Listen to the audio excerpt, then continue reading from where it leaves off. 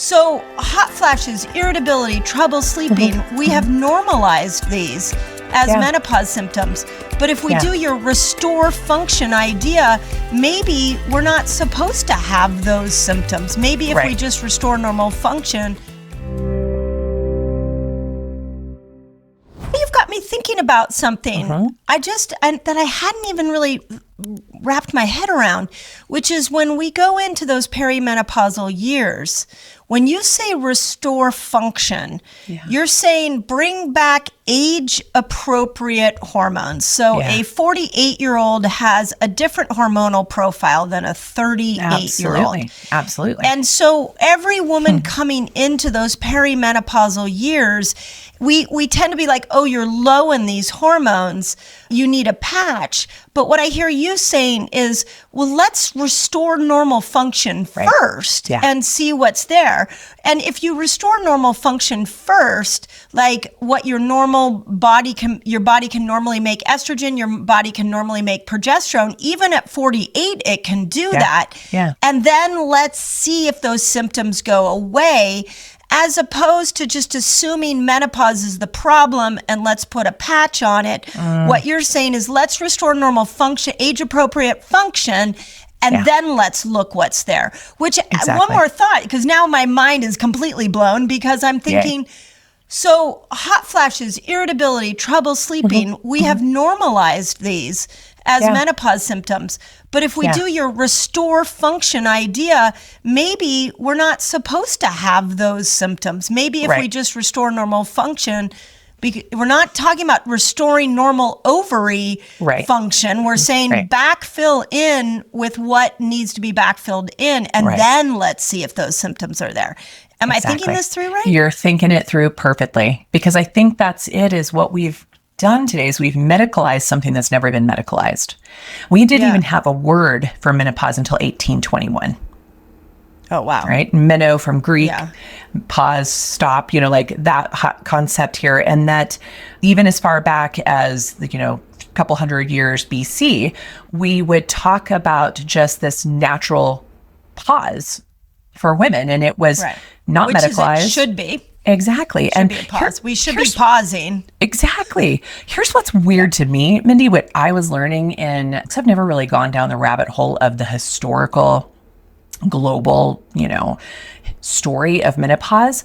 I had no idea, and I'm looking forward to this because it's probably going to be in your book, the average age of women going into menopause up until just about 150 years ago was between the age of 40 and 45. Okay, wait, but I know. But we're living, okay, wait, explain that one to me, because the average is 52 right Today now. It's 52. And so it caught me off guard. It made me do a little bit of mental gymnastics. And the difference since 1826 is when we started to see a shift in that early to mid 1800s. Well, what also shifted in that time was the Industrial Food Revolution. Industrialization, the industrial complex began. This was also leading into, civil wars, later to be world wars, different kind of stressors of modern times. We started getting access to things we normally didn't have access to. We started having a lot of metalloestrogens being dumped into our environment via coal-burning plants, which dump an enormous amount of mercury, and mercury is a well-known metalloestrogen. So I started thinking about this, really we started shifting our neuroendocrine systems with the post-industrial revolution movement, which means we started being exposed to hormones endogenously and exogenously, or things that were impacting our hormones exogenously in modern times that we'd never been exposed to before. Right. Yeah. And so now basically we have more hormone. Like today we swim in a hormonal soup of exogenous, from plastics to pesticides to, all the things that we have now never been exposed to in human history until the last 150 years or so. And even more so, plastics didn't even come around to the 1960s. So suddenly you're like, we're extending, and we've seen in the literature for hundreds of years and many medical texts that the longer women are exposed to hormones are higher their risk of cancer. That's we were all taught that in medical school. The generations before me were all taught that in medical school, and now we're seeing that women are menstruating later and later in just a short window of time. And so I thought that's really interesting. And so, to your point of normalization, I'm not sure if it's been normal in the past 150 years because of how quickly we've been exposed to new things, and our bodies are struggling to adapt. So the issue is that some of us adapt much better than others. Right. And that's where like the SNPs and the diet and the lifestyle choices come into play, is how well do you adapt or not adapt, and how might you evaluate for that, and how might you approach it with that information. Have you seen women under your care when you were in clinical practice that if they went in at 40 and they changed their diet and they did the herbs you recommended and lifestyle changes that you recommended, did you see them go through menopause with very few symptoms? Well, it's crazy because a few things. What I would start to teach women well before they got to perimenopause, and what I used to teach at a women's health course up at the college. So I had like 20-somethings, teens and 20-something young women in my class. Thank you, Dr. Marcy Young. If you're listening to this later, she would allow me to come up and speak in that class. A lot of those young women, by the way, have gone off to become naturopaths and other medical practitioners, which was really cool. But I would explain to them is that how your periods are, your experience of your periods and your fertility years is a magic crystal ball of what your menopause will be like. Ooh, that's so good. If you had issues in those little windows, you got some shit to clean up before you get to the bridge, right? Yeah. And so we start to get clues. The moment we start to express our cycles, the moment menarche starts, the moment our fertility years start, we start to get clues of how bumpy is this ride and how bumpy is it going to be.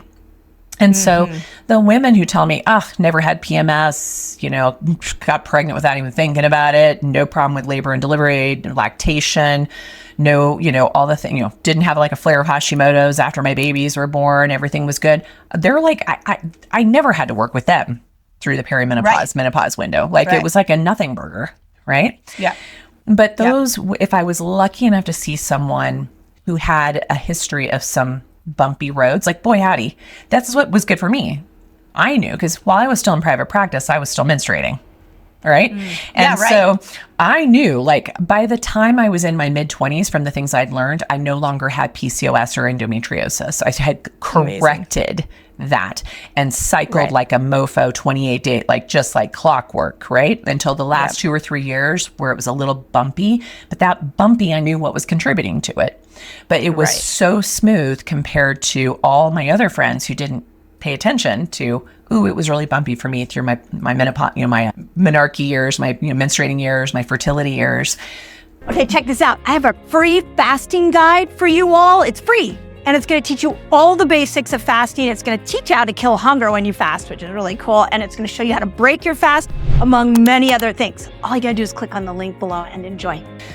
But to your point, when women would come to me at the bumpy start of perimenopause, and we just started to look under the hood and correct those imbalances, it was smooth sailing, right? And we would do the testing of all the things that everyone says you have to get on HRT to correct, like the cardiovascular issues, the dementias, the bone health, all those things. I've never seen those issues in my practice. They just didn't. They would come in with them in some situations, but we'd correct them. We would reverse osteopenia and osteoporosis, not with hormones, ever. Right? It's we would funny. reverse. Yeah. Go ahead. It's interesting because I, look to my big sister. I look to I have a lot of my friends that are 5 and 10 years older than me. And when things started getting bumpy for me in my late 40s, I went to all of them. Yeah. And none of them were on hormone replacement. Yeah. Most of them were like, it was a no-brainer. It was easy. Yeah. And I kept trying to figure out what my outlier was. What was it that was making it difficult for me? And I will tell you that I have finally decided, after taking a year of just by myself and resting and really rehabbing my parasympathetic nervous system, that it was my stress. That was the outliner that the other women did not have. That my stress load, I was on planes, I was writing books, I was in this career-driven path.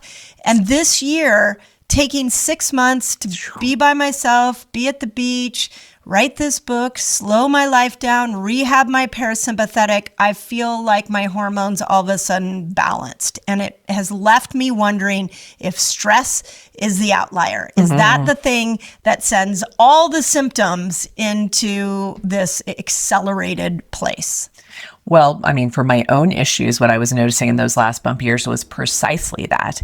And Mindy, how I learned about you and fell in love with you was in reading before it got like republished as Menopause Reset, like your OG, like pretty much like written on the back of a napkin book. It's totally that. And it's, I said the other day to my husband, I'm like, this book actually could stand the test of time in the culture, because it's so simple. Here are the 5 things you do. And I did those. The one that I struggled with was the rushing woman, and it's number 5. Yeah. And that was the one I couldn't figure out how to unwind myself.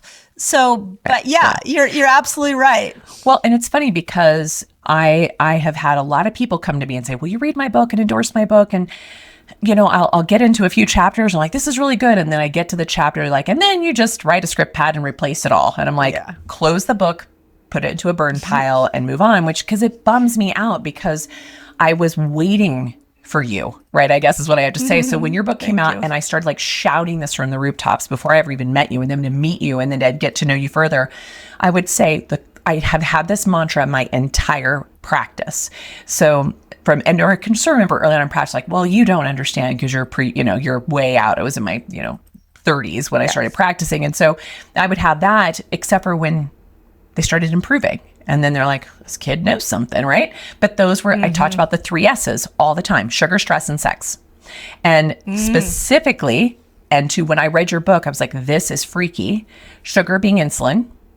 You will never correct women's hormones if insulin is not brought under control. Period. Bingo. Bingo. But on that, I just want to say, do you know the thousands of comments we've gotten from Fast Like a Girl of women that were like, my hormones balance, just by following the fasting cycle. Because like thousands. Exactly. And it's because that you can't separate out those 3 S's. And so the next one's stress. There's the cortisol. Guess what? When cortisol's high, insulin is high. Yeah. So even if you nail your diet, but you don't nail your stress response, you're going to still be in that dance. And then when I say hormones, everyone thinks I'm going to say, oh, you need progesterone or testosterone or something. No, folks, that's oxytocin. And so we all need all oxytocin. Of us. Can help us all. It sure can. And guess what? When oxytocin, so as much as he is controversial, the Men Are From Mars, he actually says throw that book away. But Dr. Gray says read the Women on Mars on Ice and Venus on Fire book, because he actually does get the physiology correct in that book. And he speaks to the fact that when in women, think about this now. We're telling all women that your lack of libido is simply a lack of testosterone. So we put all these women on testosterone. In women, in our physiology, when testosterone is high, oxytocin is low. Oh, in women. In women. Actually, in men to some degree, but not to the level it is in women. And so when we're in the amped, like drive, like you said, rushing woman syndrome, we tend to be in like our dominance of, all the things. Oxytocin's out the window. And so when... it's so... please. It's interesting. I'm like a human guinea pig. If I learn anything, I'm like, let me try it on myself. Always. So I've played with the exogenous hormones, and I played with testosterone. I had to get off of it because the rage that came out of me, I was like, there was no oxytocin. There was just anger, and I might have had the wrong dosage and things like that. But that maps to what you're saying right there. Okay, are you fasting and you're still not losing weight? Check out this video because you might be missing a key part of your fasting experience that's going to unlock weight loss. So if you think about it, all the humans that emerged out of that time have the gene that allows us to go without food, and that gene they believe is in all of us today.